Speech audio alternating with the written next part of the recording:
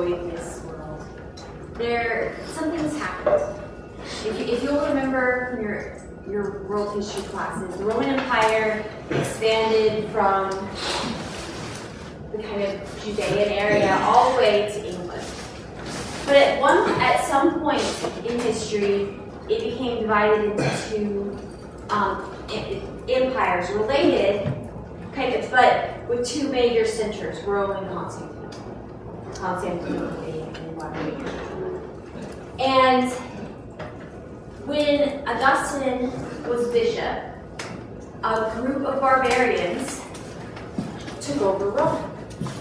And one of the reasons why Augustine writes for the City of God is to argue that the barbarians take over Rome is not a result of the conversion of Romans to Christianity. Because many pagans thought this is a sign. This is a sign from the God that we should not become Christian.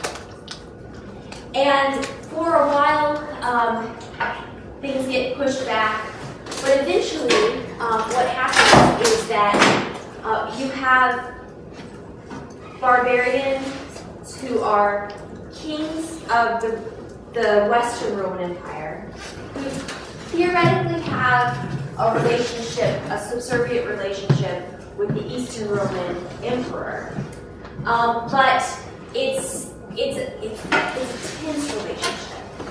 It's a tense relationship in part because, well, first of all, they're barbarians. If you remember some of your Aristotle, it's better to be male than female. It's better to be Greek than to be barbarian. You don't want to be a barbarian. The barbarians are the lowest of the low. And the funny thing is that we now know that a lot of the barbarians were actually trained in like educated Romans. So the king of the barbarians, the king of the Ostrogoths, at the time that Boethius was living, was a man named Theodoric, and he was trained, he was educated in Constantinople. And his goal, but there's also a tension because although they were trained in the Roman Empire, they were Arians. Okay, what's an Arian? Quick, somebody, everybody. What? A heretic, okay. So, but what makes an Arian, what's the Arian heresy? Jesus was the firstborn of creation. Was a created being, was not equal with God above. Exactly. That's going to be really important because the Arian heresy is going to be much more front and center historically because we've got an Arian king of the Ostrogoths who was essentially ruling the western half of the Roman Empire. And he has decided to hire real kind of blue-blooded Romans to rule for him. And one of the blue-blooded Romans that he's chosen, of the highest class, his father was a consul, he became a consul, his sons became consuls, was Boethius.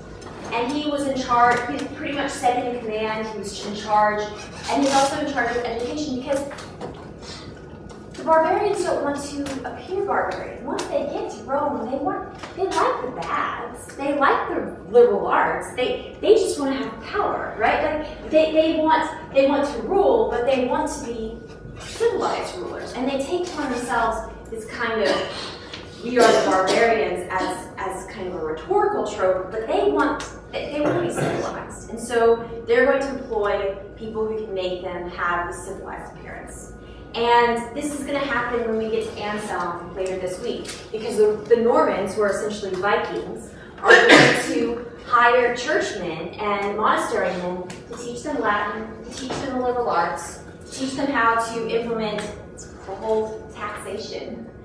This is not something that we would take taxation for granted. Taxation is not necessarily something we should take for granted. And the Normans, by being educated, by making themselves an educated class, maintained their rule. And the Arian Ostrogoth kings are going to do the same thing. But why are we studying Boethius? I mean, besides the fact that here's this man who's really powerful in connection to King Theodoric. We're studying Boethius in part because he's one of the last of the late antique philosophers one of the last late antique philosophers who knew both Latin and Greek fluently. He was Latin, but he was educated in Greek enough that he attempted to translate all the works of Aristotle and Plato into Latin from the Greek and write commentaries. So he's going to be one of the last late antique philosophers of the Neoplatonist school. What we mean by the Neoplatonist school at this point is that there's a belief that Aristotle and Plato are fundamentally in agreement, and that the Neoplatonists have shown us how it is that Aristotle helps us to deal with the world of the senses, and Plato helps us to deal with the intelligent world. So Boethius is going to be important just for his late antique philosopher status. But he's also going to be tremendously, possibly out of proportion, depending upon your viewpoints, important in the Middle Ages, because he's going to become the foundation of the school curriculum. Literally, if you're a primary school, if you start out going to Latin grammar school when you're really young, and you've been learning Latin all along, one of the last books that you're going to read before you go on to university, or even if you never go on to university, is going to be Boethius' Consolation of Philosophy. I'm going to talk a bit about that in just a minute.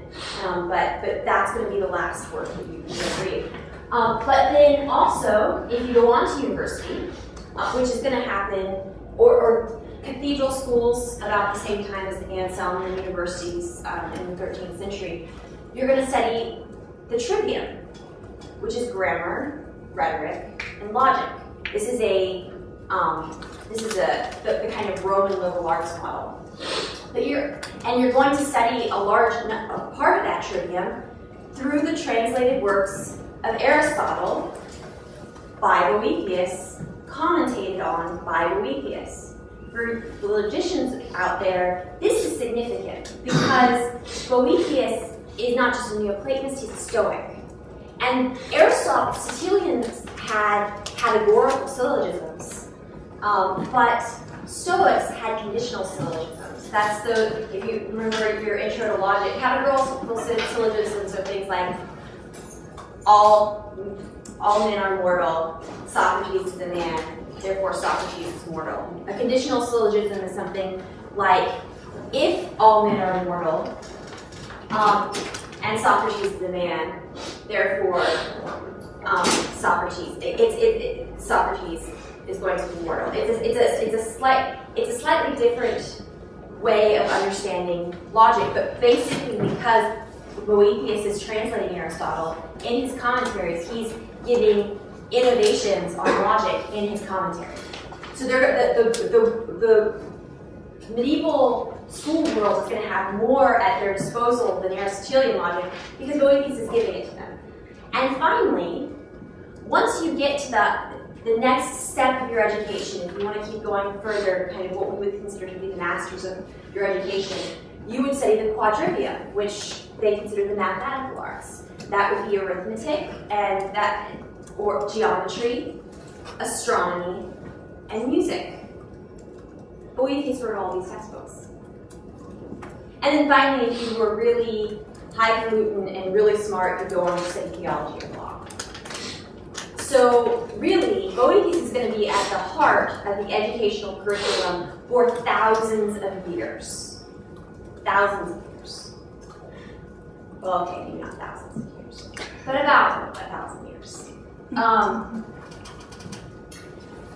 So Boethius, and then on top of it all, what we're talking about today, if you want to study on the Trinity, and if you want to study Augustine on the Trinity, you're going to study it through Boethius on the Trinity, which is where we're at right now.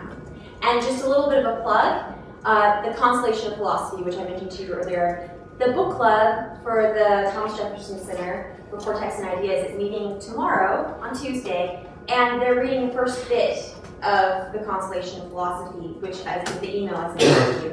And it's a really interesting book. It deals with the problem of pain and suffering because essentially what happened is Boethius was accused of, he never finished his translation project, in part because he got imprisoned and killed, because he was accused of conspiring with the Eastern Roman Empire. And it might have happened. He might have done so. But he's imprisoned. He's consoling himself with music. Woe is me. And then Lady Philosophy appears to him and says, this is when you need the philosophical training you've been getting all these years. And so it's a much more fun book. So, and it's all available online, and you can follow the links that I have. But today we're going to look at his work on the Trinity, because he's Augustine and then Boethius is going to make this much more rigorous, are both going to think very carefully about how Aristotle's categories relate to speaking about God. And one of the reasons that Augustine is going to do this is because already in Augustine's time period, the Arians are using Aristotle and Aristotelian categories to argue for why the Father and the Son must be two separate substances. And the reason for this is that when you're taught these 10 categories of the Aristotelian categories, when you were taught the categories at this time period, you were taught that there are kind of two divisions. There's the substantive categories and the accidental categories. And of the substantive categories, you have primary,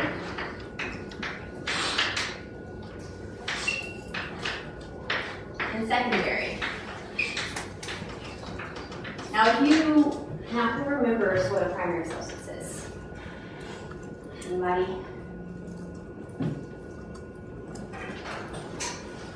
No? Okay. Is it what persists through change? Yes. So a primary substance is the individual. Well, subject is what persists through change, but primary subject is the individual. What's the secondary substance then? Universal. Universal, right. So genus, species, difference.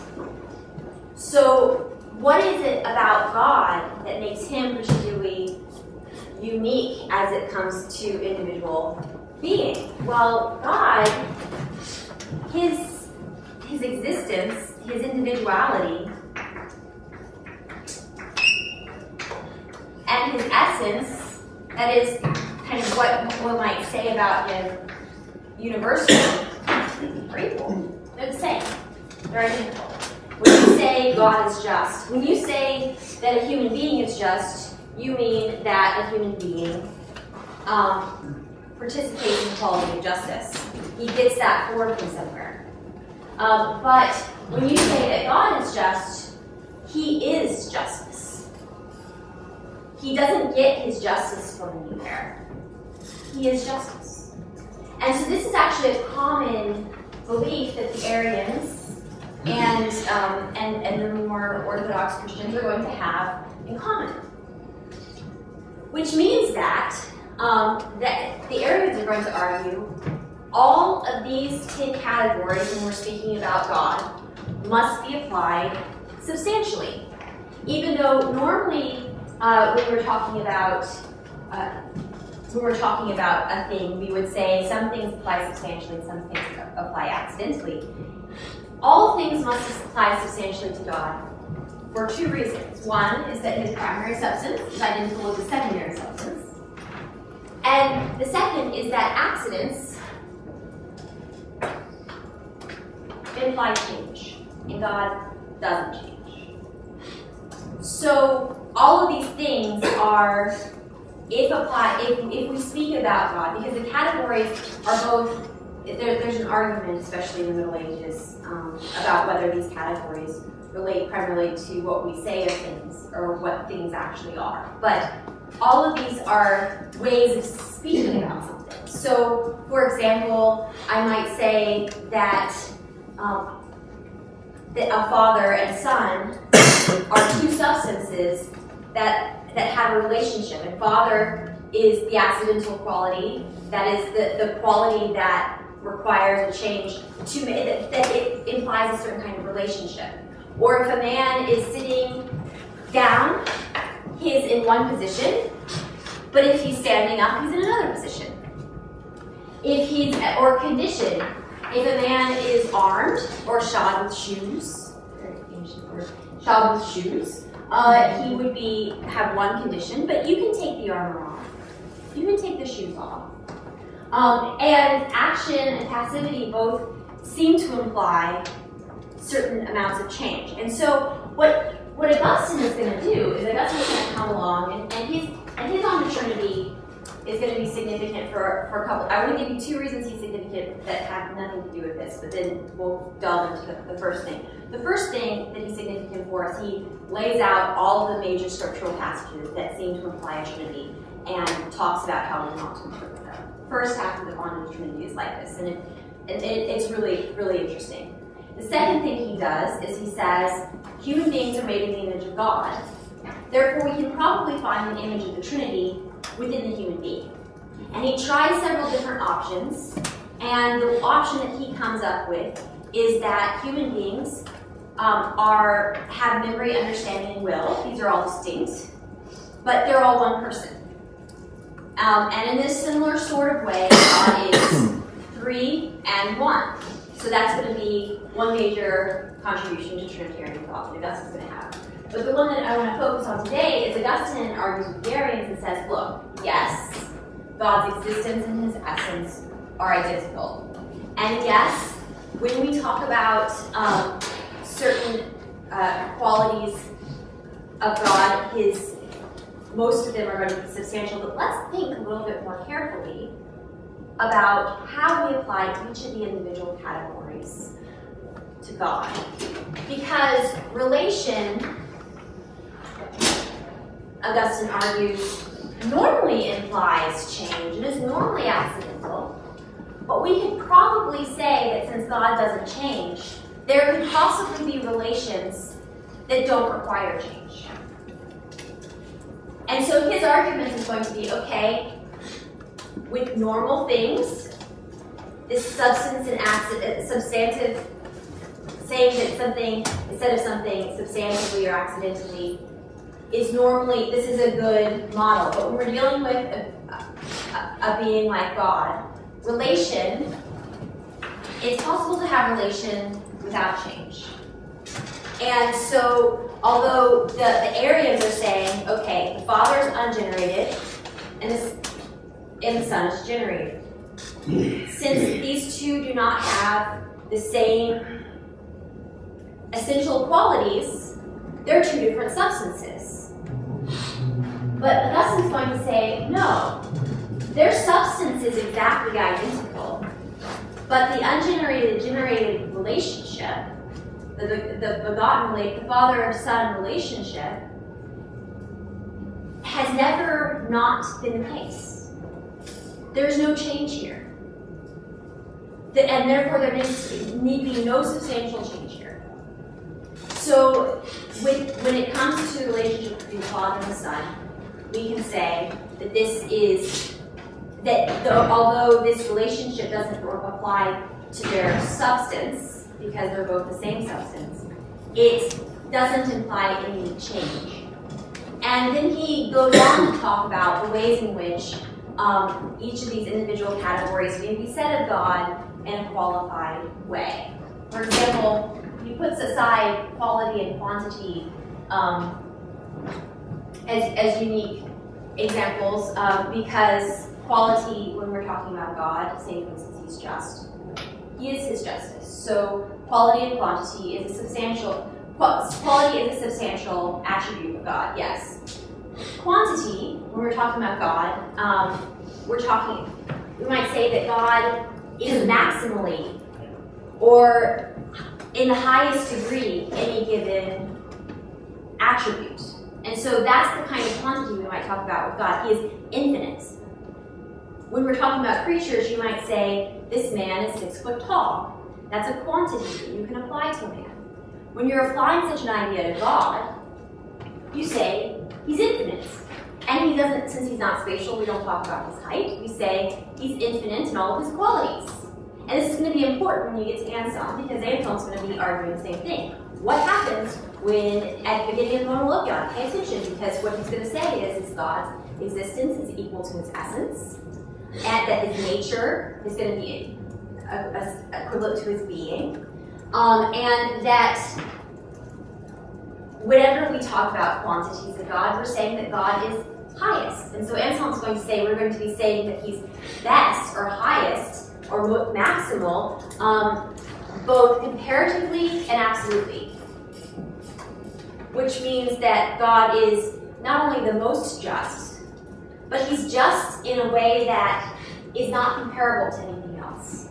His kind of infinite justice comes from the fact that he is justice, not that he participates in justice. So this is going to be something that continues down. So Augustine's going to concede with the Arians that yes, these two categories should be applied substantively to God. And then he's going to say relation isn't applied substantively to God, but it's accidental. But it's not the kind of accidental change that requires. It's not the kind of accidental predication or something you say. Predication means something you say about God. It doesn't affect his substance, but it doesn't cause change. Therefore, relation is a special case when we're dealing with God. Place is also a special case, and this is something that we'll find. God is everywhere and nowhere. So we speak of God being you'll remember when Augustine in the Confessions was kind of trying to understand how this works. Since God's not substantive in the material sense, it's hard for us to kind of put our mind around what it means for God to be everywhere and nowhere. I mean, and yet, metaphorically speaking, there's some way in which God is in all places and yet contained by no place. And he's in all times, and yet he was before all times, and is outside of all times. Things like position and condition are really, if you talk about God being armed or sitting or standing, these are completely metaphorical and really don't apply very well to God. And then action, God has one action, which is creation, which is done all at once. It does not imply change because it's coming from his nature. And this doesn't apply to God at all because nothing can act upon God to change God. So you can see how Augustine he's introducing this new idea, which is to say, okay, Aristotle's categories are helpful, but when we have a thing that we can't just distinguish between its being and its nature, its existence and its essence, we have to modify these categories to make them work. And what Boethius is going to do, because Augustine, he knows some Aristotle, he knows some Aristotle in translation, but Boethius, he's a logician. This is something he's really good at. And Boethius knows the Greek. He's really trained in the actual Neoplatonic schools. He's not trained he's not just picking up some books here and there and playing around with it. So Augustine, I don't want to make him appear too, but in terms of logic, Boethius is going to be his thing, right? So what Boethius is going to do is he's going to take over and say, okay, yes, this substantive and accidental thing is important, but what he's going to do is he's going to introduce a new category. New kind of, not, I hesitate to say category because it's not a category, these are categories, but a new way of dividing the categories. And that's going to be the intrinsic versus the extrinsic.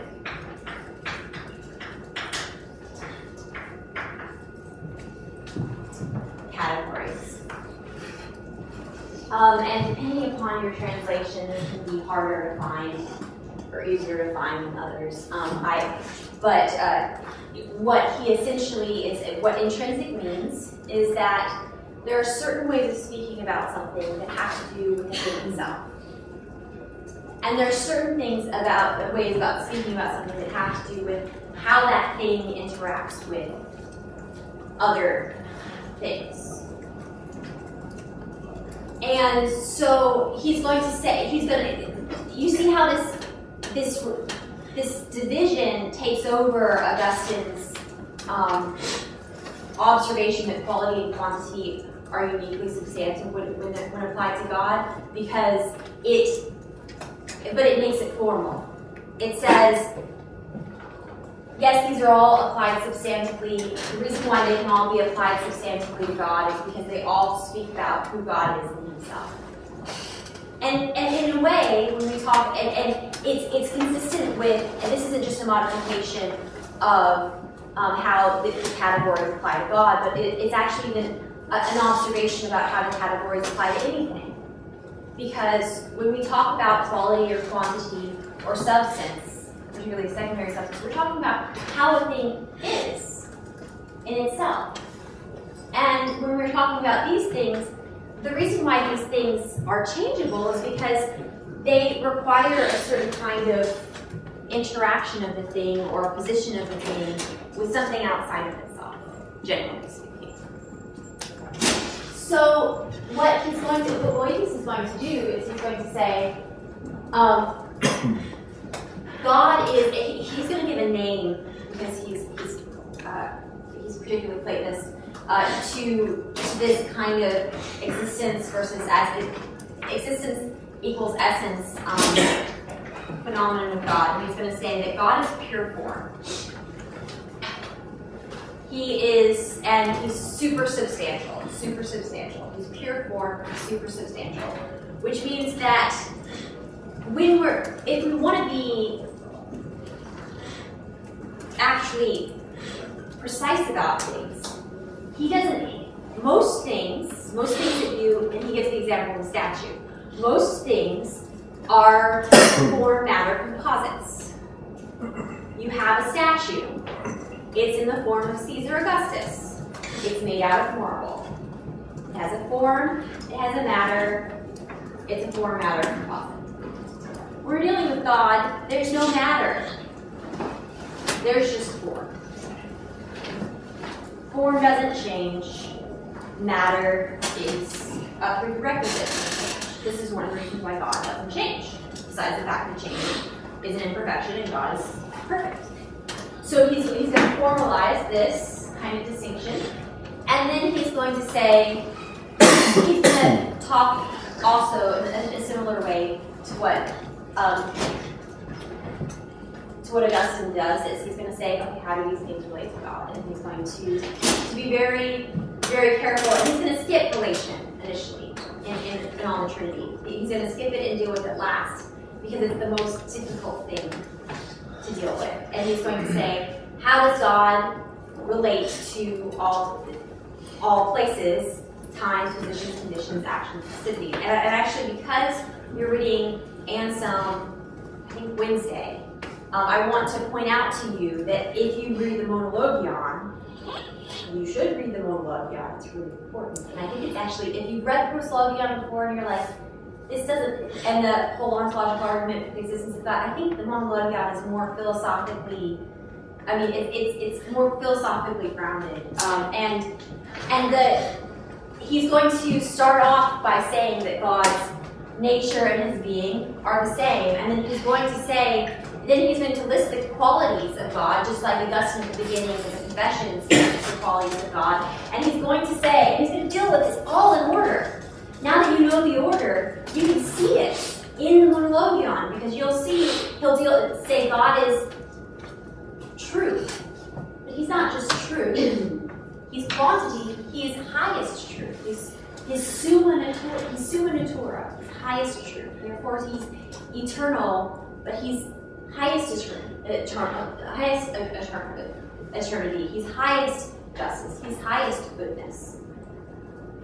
So, and then, like Boethius, he's going to skip relation initially.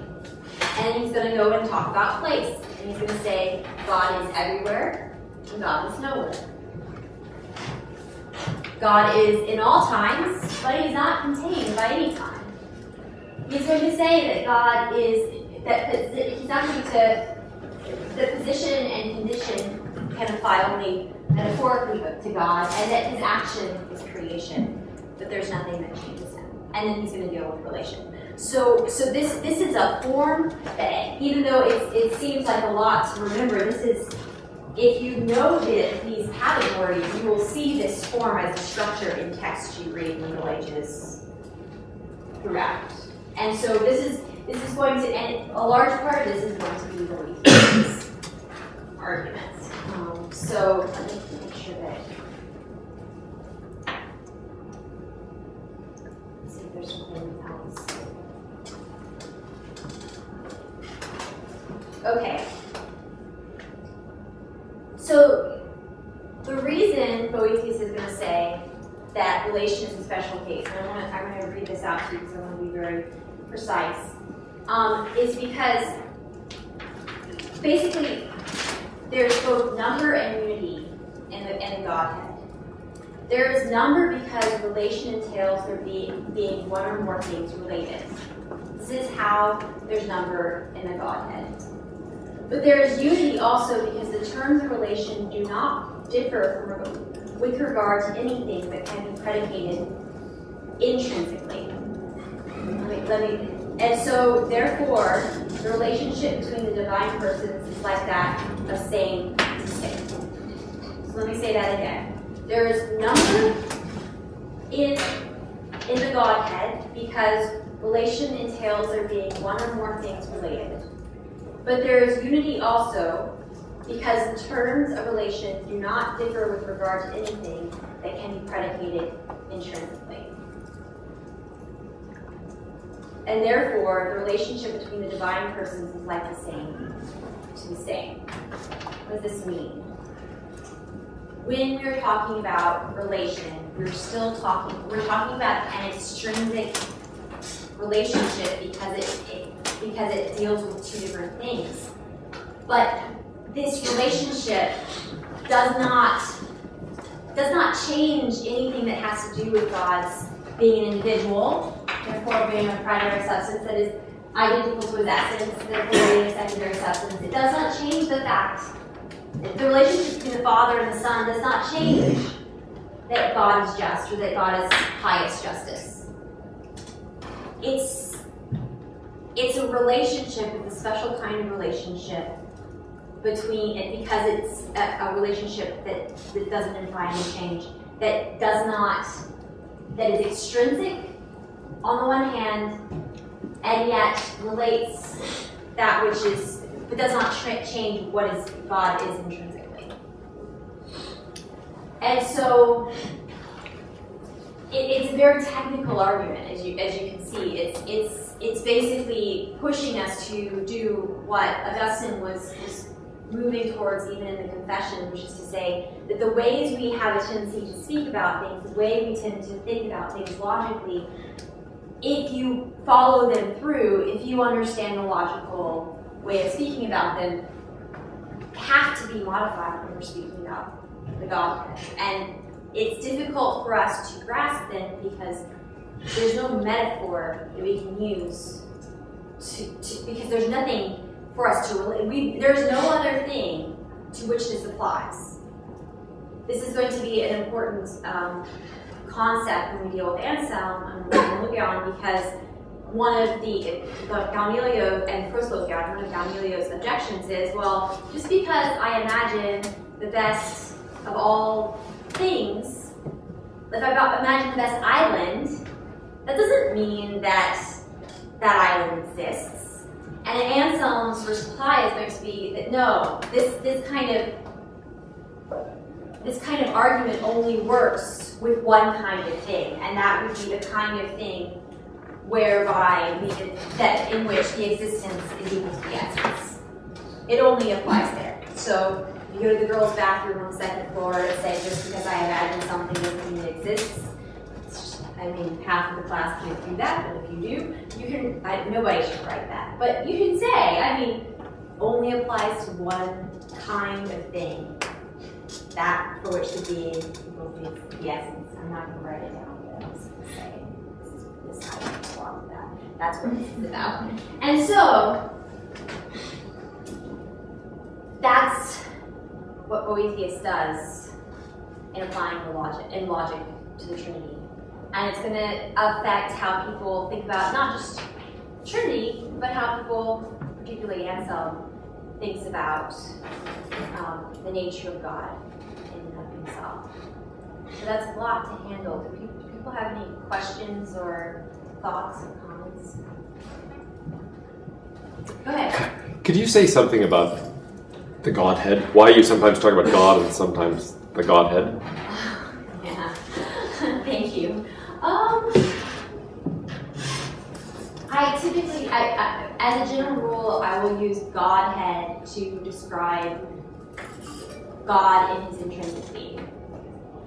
That is his being equaling his essence, and make perhaps God as, okay, not just his intrinsic being, but good. God, how is it that I'm using this term?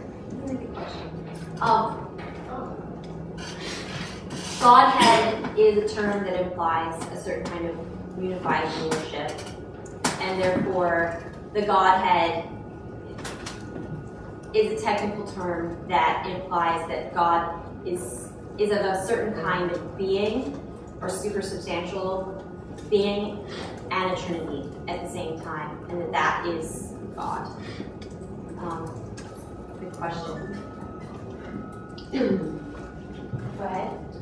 It kind of seems like from Augustine's correction and also then from Boethius that this like split of the categories is really not necessary to the categories and is contingent itself depending on whether or not what we're talking about is contingent. Okay, can you explain a little bit more? Like it seems like you don't need to talk about how substance, quality, and quantity are intrinsic to something, whereas the other are extrinsic, or like the other way that the substantive versus accidental. It seems that it's like kind of anthropomorphic that we deal day to day with contingent things, with things that could be otherwise. But then when we talk about this one thing, God, it's like the necessary, unchangeable thing that then we realize the way we talk about things falls short in that capacity. Okay, so what you're saying is that perhaps maybe we should just get rid of the categories altogether then, because we don't need the intrinsic, extrinsic, we don't need substantive, accidental. Should we just? I think that they're a way that we organize the way that we talk about something. Okay. What do people think about this? Yeah. Thoughts? Go ahead. I think it's a really good point. That's true, but I guess sometimes we just gotta go with what we have, to be able to live life. Have to have systems set up and things like that. And maybe none of them are absolutely perfect. There's a way that we want to quantify life and things, but That's a good question. That's a good point. Go ahead. What I'm curious is the Godhead intrinsic to the Trinity, or can it be independent of the three in a given circumstance? What do you mean? Like when one talks about God, is it necessary to mention that it's part of the Trinity, or are there situations in which God exists independently from the other two?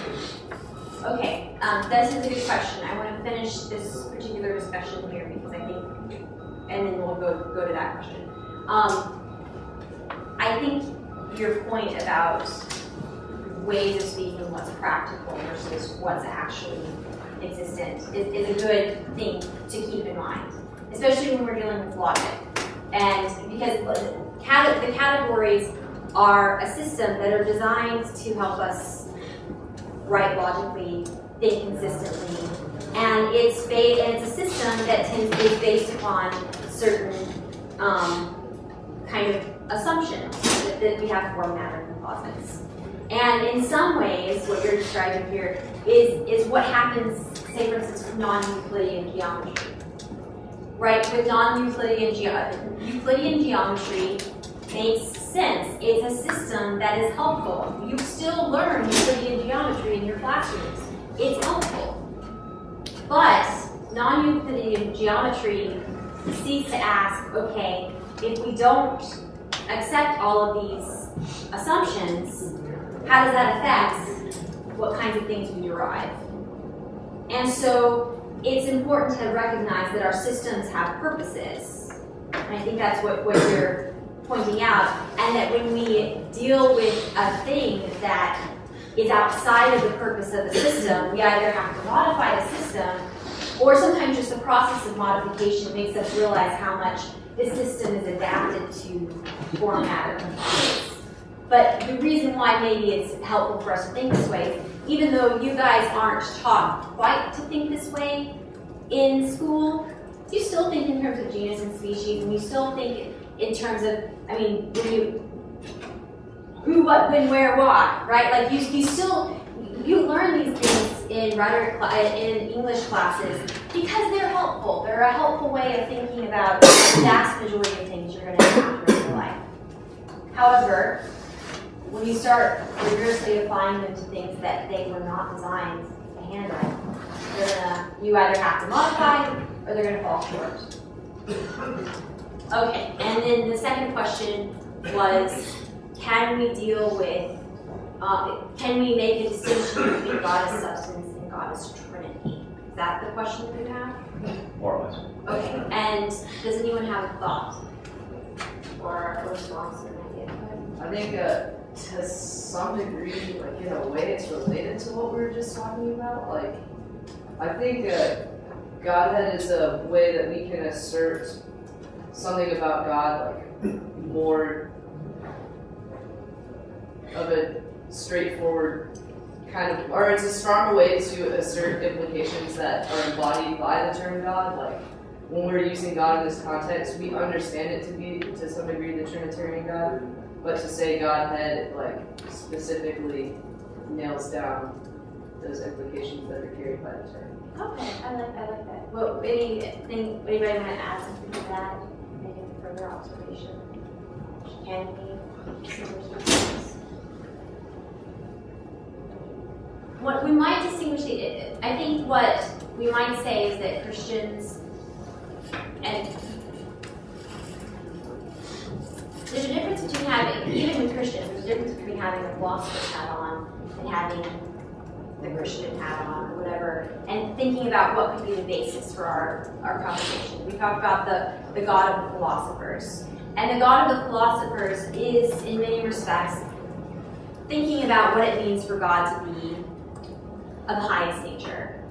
Completely good, completely true, completely just, all powerful, all knowing, all of these sorts of things, all good.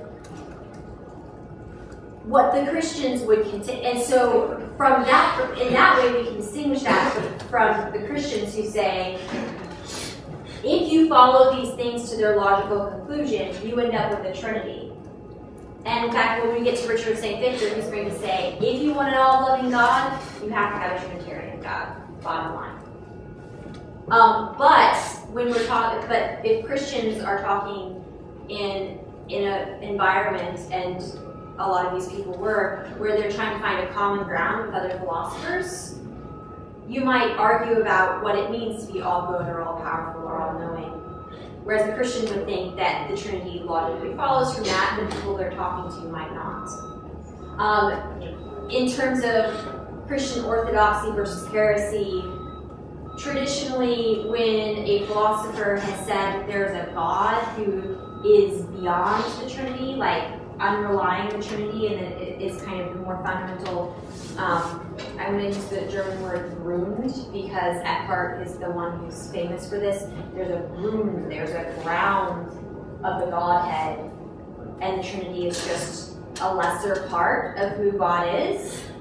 That's always been condemned, and it continues to be condemned within kind of an orthodox setting. But can you logically, and can you within argument, say, let's put aside the Trinity for now and think about what it means for God to be all good, all just, all knowing. You can do that logically, but within the Christian Orthodox tradition, you cannot say that somehow this God of the philosophers is the ground of the Trinity, that which is fundamentally prior to the Trinity. The Trinity and the substantial, the Trinitarian relation and the substantive being of God as the form are co-equal. I hesitate to use that term, but they exist at the same time. There's no prior relation, mysterious relation. Any other comments or questions? Well, we are out of time, so read and sell.